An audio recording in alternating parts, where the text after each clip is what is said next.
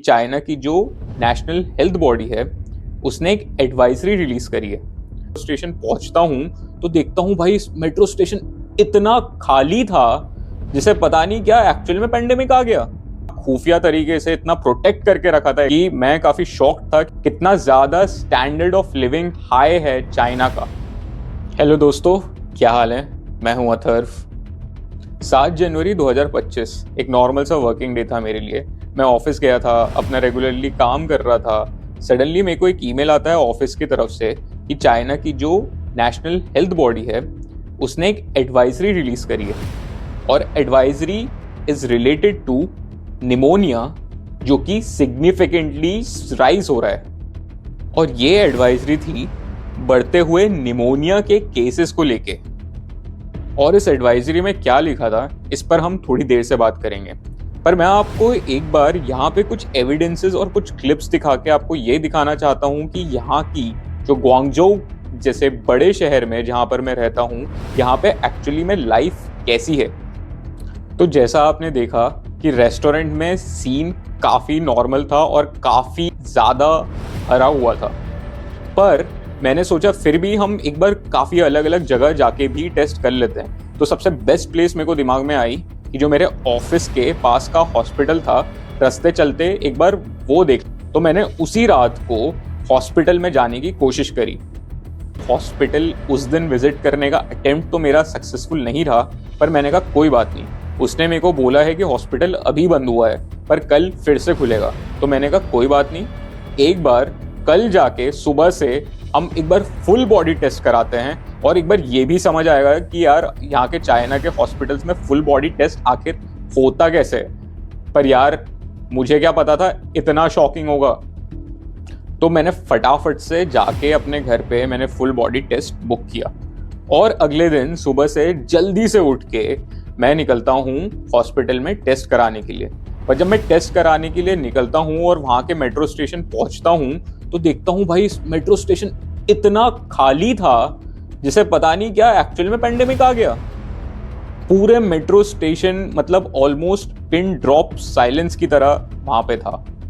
यहाँ के government hospital में जाके देखते हैं कि आखिर में सीन क्या चल रहा है HMPV वायरस का।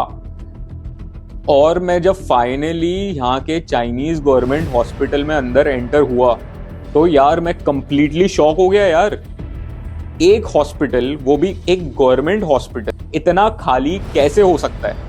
यहाँ तक कि जो इंडियन मीडिया क्लेम कर रही है कि हॉस्पिटल्स एकदम भरे पड़े हैं, यहाँ पे बेड्स नहीं है, कोई सीट नहीं है। यहाँ मैं अंदर एंटर होके देखता हूँ तो पूरा हॉस्पिटल एकदम खाली पड़ा है। और खाली तो छोड़ो भाई, इतना नीट एंड क्लीन, एकदम 5 स्टार होटल की तरह, इतना सिस्टमैटिक एक गवर्नमेंट हॉस्पिटल मैंने लाइफ में आज तक कभी नहीं देखा। यहाँ तक कि मुझे क्या पता था कि पूरा फुल बॉडी प्रोफाइल का एक्सपीरियंस और ज्यादा यूनिक होने वाला है मेरे लिए। हॉस्पिटल भले ही खाली था पर इनने प्रिकॉशन हर एक चीज के बिल्कुल एकदम ऐसे लिए थे जैसे पेंडेमिक हो। जाते से ही नर्स ने सबसे पहले मेरा आधा लीटर खून चूस लिया और वहां पे उसके बाद जैसे ही मैंने अपना ब्लड डोनेट किया, वहां पे एक दूसरी नर्स आती है और पूछती है क्या आपके बच्चे करने के कोई प्लान्स हैं। मैंने कहा क्या?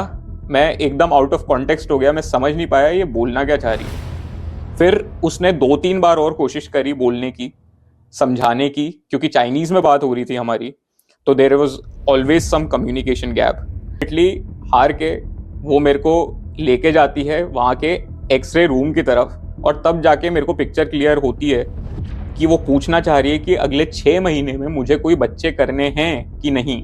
अगर मेरा कोई प्लान है इस तरह का तो ऑब्वियसली फिर मेरे को एक्सरे या रेडिएशन रूम में नहीं एंटर होना चाहिए, क्योंकि एक्सरे और रेडिएशन का जो बॉडी पे फर्क होता है वो 6 मंथ्स तक एटलीस्ट फर्टिलिटी डायरेक्टली इम्पैक्ट करता है।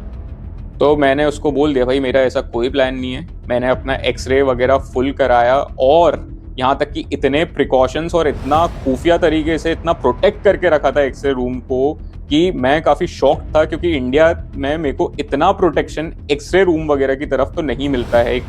उसके बाद बारी आई मेरे बीपी चेक करने की और बच्चे कुछ सारे जो वाइटल्स होते हैं, जैसे वेट चेक करना, हाइट चेक करना और जमाने भर की चीजें, जो कम्प्लीटली नॉर्मल मेरे को लगा जैसे इंडिया में होता होगा वैसे ही है, पर वैसा नहीं था।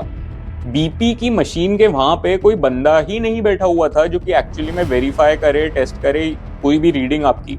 बस वहां पे आपको जाना है, बैठना है, आपका हाथ रखना है, वो मशीन अपने आप आपका बीपी बता के आपके उसमें नोट कर देगी। कोई मैनुअली वहां पे पेपर पे नोट करने वाला भी नहीं है कि अच्छा आपकी रीडिंग ये आई है वो आई है। Completely fully automatic BP check हो रहा था मेरा चाइनीज हॉस्पिटल में। और इतना नॉर्मल सा एक आई टेस्ट मैंने सोचा नहीं था उसमें मेरे को शौक लग सकता है। यहाँ पे जो आई टेस्ट हो रहा था, वहां पे जो आई कवर करने की जो पैच थी, जो डंडी ये दे रहे थे सबको पकड़ने के लिए, जो आई कवर करने के लिए, वहां पे बहुत सारे बॉक्सेस में अलग टाइप के सेम चीज रखी हुई थी। और मेरे लिए सबसे शॉकिंग बात तो ये थी कि मैंने सोचा नहीं था कि आई टेस्ट जैसे बेसिक चीज इंडिया और चाइना में इतनी डिफरेंट हो सकती है।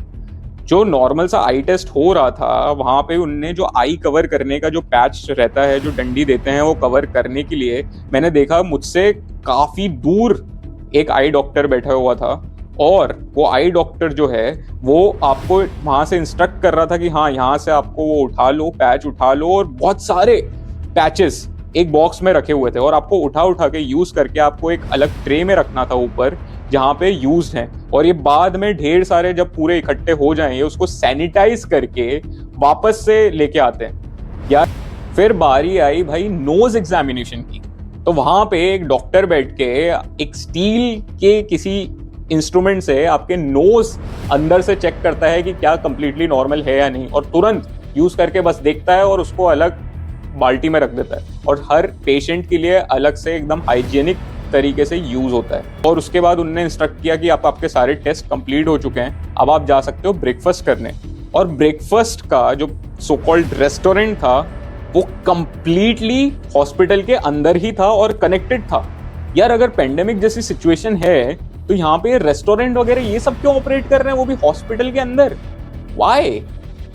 ये देख के मेरे को जरूर थोड़ा डाउट हुआ, क्या वाकई में ये पेंडेमिक जैसे प्रिकॉशंस अभी से ले रहे हैं? ये क्वेश्चन मेरे दिमाग में आ रहा था, पर मैंने कहा कोई बात नहीं, पहले पेट पूजा कर लेते हैं। एक बार चाइना में हैं हम, ये एक बार इंश्योर कर लें कि इनके पास वेजिटेरियन खाने को कुछ है या नहीं।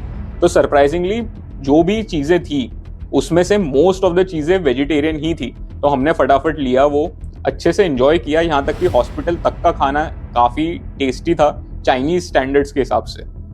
तो ये था मेरा चाइनीज हॉस्पिटल का स्टिंग ऑपरेशन, जहाँ पे मैं चाहता था कि आप लोग खुद एक बार चाइनीज हॉस्पिटल का नज़ारा देखें और फिर खुद से डिसाइड करें कि क्या आपको हॉस्पिटल का सीन देख के लगता है कि आने वाले टाइम पे HMPV वायरस का कोई पेंडेमिक जैसा रूप हो सकता है या नहीं। और मैं आपको और थोड़ी सी इंफॉर्मेशन प्रोवाइड कर दूं, ये जो सारी क्लिप्स हैं आप तक पहुंचाने से पहले मैंने एक बार चाइनीज फ्रेंड से और वेरीफाई करी कि क्या ये सारे सीन जो प्रोटोकॉल्स जो फॉलो हो रहे हैं इतने स्ट्रिक्ट और या हाइजीनिक प्रोटोकॉल जो भी मैं बोलूं इनको, क्या वो नॉर्मल है या नहीं। तो उसने मुझे रिप्लाई दिया हंसते हुए कि भाई ये जो सारी चीजें मैंने देखी ये इनफैक्ट कोविड के पहले से ये चाइना में होती आ रही हैं। इतना ज्यादा हाइजीन का स्टैंडर्ड जो मेरे लिए काफी डिफरेंट है, इनफैक्ट आई बिलीव सभी इंडियंस और उनके लिए काफी ज्यादा डिफरेंट है। ये यहाँ पे पेंडेमिक के पहले से ये लोग करते आ रहे हैं, फॉलो करते आ रहे हैं। तो that is just freaking amazing and mind blowing for me. कितना ज्यादा स्टैंडर्ड ऑफ लिविंग हाई है चाइना का। तो ये था मेरा चाइनीज हॉस्पिटल का फुल बॉडी टेस्ट का एक्सपीरियंस, जो मैंने आप लोगों को प्रॉमिस किया था कि मैं कराऊंगा यहाँ पे टू इंश्योर कि एक्चुअली में कोई HMPV वायरस की वजह से पेंडेमिक है या नहीं है। और खाली बाहर से देख के भी हम आ सकते थे, पर उसमें हमको एक्चुअल रियलिटी का पता नहीं चलता। तो अब हम आते हैं, अगर इतनी बेफिक्री है तो चाइनीज गवर्नमेंट ने निमोनिया को लेकर एडवाइजरी क्यों जारी करी है। तो एक बार जो एडवाइजरी है ये पढ़ के मैं थोड़ा अलार्म जरूर हुआ, क्योंकि ये एडवाइजरी में लिखा है, dear colleagues, according to the National Health Commission, along with the coming winter, the respiratory infection has increased significantly. Example, influenza, flu, mycoplasma pneumonia. Herewith, we'd like to share some tips in how to keep the virus away. और नीचे उन्होंने काफी सारे points लिखे हैं जो कि कैसे वायरस को दूर कर सकते हैं और निमोनिया, फ्लू और कॉमन कोल्ड में क्या डिफरेंसेस है ये सब एक्सप्लेन किए हैं। तो ये पढ़ के मैं थोड़ा अलार्म हुआ कि यार अगर इतना सीरियस नहीं है जितना हमको मीडिया में दिख रहा है तो ये एडवाइजरी क्यों जारी करी। मैंने इसको और थोड़ा इन्वेस्टिगेट करने की कोशिश करी, क्योंकि जो ओरिजिनल एडवाइजरी जारी करी इन लोगों ने वो डेफिनेटली चाइनीज़ में होगी। और मैं जब एक्चुअल में ये जो सर्कुलेशन आया मेरे को, इसके जब मैं बॉटम में जो लिंक पे गया वो देख के मैं थोड़ा और सरप्राइज हुआ। ने जिसको टैग किया था, जो ऑफिशियल नोटिस आया, उसकी डेट ऑफ रिलीज थी 26 नवंबर 2023। तो जी हाँ, ये 1-1.5 साल पुराना नोटिस अटैच करके अभी क्यों भेज रहे हैं मेरे को, ये भी मैंने पता किया, क्योंकि मैं तो चाइना में नया हूं। तो मेरे को पता चला कि भाई ये सेम नोटिस हर साल हर विंटर में इसी टाइप का भेजते हैं। अब इसकी वर्डिंग थोड़ी इधर उधर हो सकती है, और मे भी हो सकता है मैं कुछ ज्यादा ही अलर्ट या ओवर कॉन्शियस हो रहा हूँ ये सब चीजों को लेके, और कुछ ज्यादा अलार्म हुआ। पर जो एक्चुअल में इन्हें अटैच किया है नीचे लिंक वगैरह, ये तो काफी पुरानी है। तो I don't think at this point इतने जनरल नोटिस को लेके कुछ बहुत अलार्म होने की जरूरत है। और वैसे भी HMPV वायरस का फुल फॉर्म ही ह्यूमन मेटा निमोनिया वायरस है, which is by it's name just a pneumonia virus, और ये कोई नया वायरस नहीं है।